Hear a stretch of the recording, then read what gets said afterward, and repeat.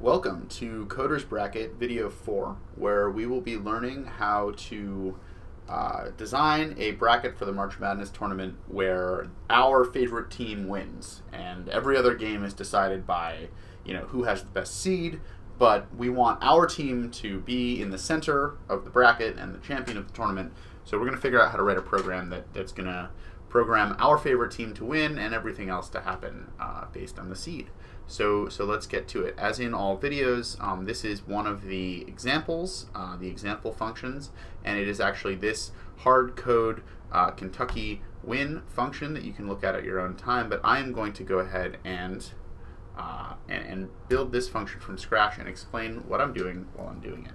So the first thing that we're going to need is a function, and this function is going to take game, team 1, and team 2.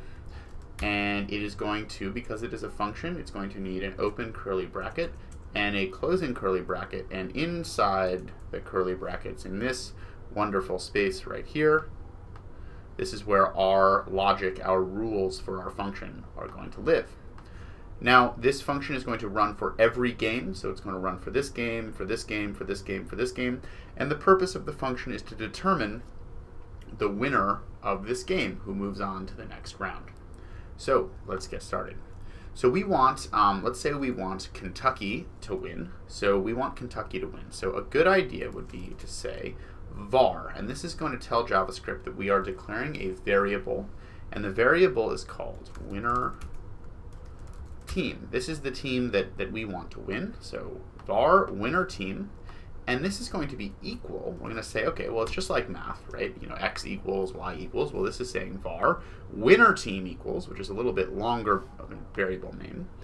Var winner team equals Kentucky. I hope I spelled that correctly. Kentucky. Yes, I think I did. So var winner team is equal to Kentucky. And now that we have a variable winner team and we know that it's equal to Kentucky, we can go on and do our logic. If you're a little bit confused by these quotation marks, they tell JavaScript, they tell the computer that this, what we're talking about here, is a string. And that is a type of data in JavaScript. And it just means it's like, you can think of a string as just, if you were writing a sentence, if you wanted to put that sentence into your JavaScript code, you wanted to say, okay, var my sentence, well, let's just do it. Var my, let's call it my words.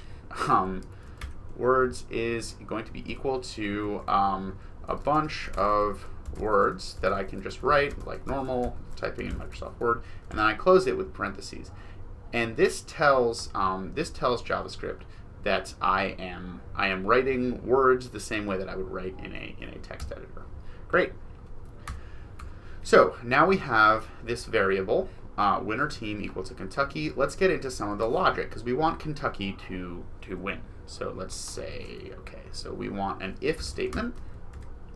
And the if statement is going to be team 1.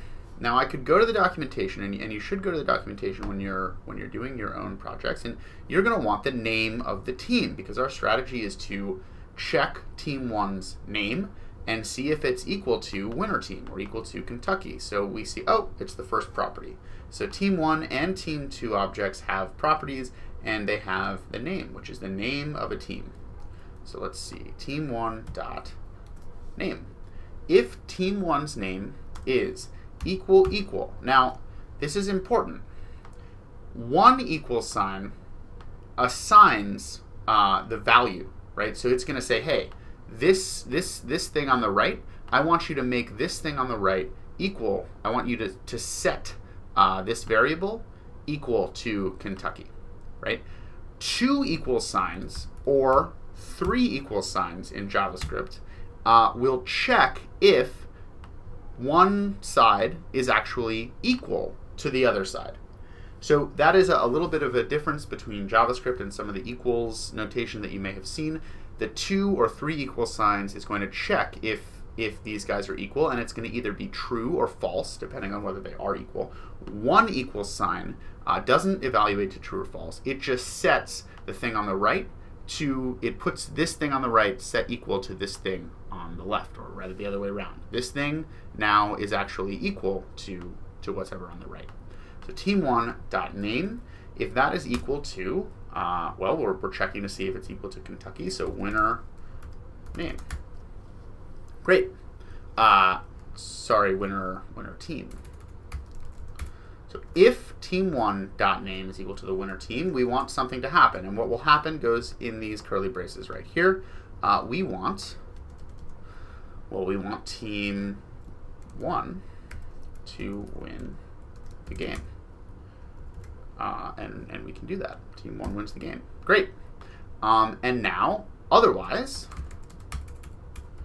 else, and what will happen, we actually right here want a else if. And this is something we haven't seen before in the tutorial videos. It's basically saying if team 1 is the winner team, then team 1 wins.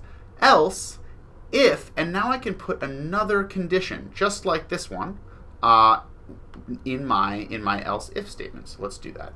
Else if, and what else might we want to check?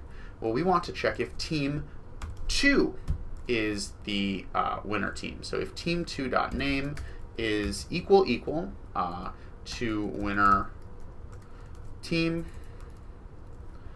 then we're going to want to run, let me expand. Can I expand this editor anymore? Let's see. Yes, I can. Great.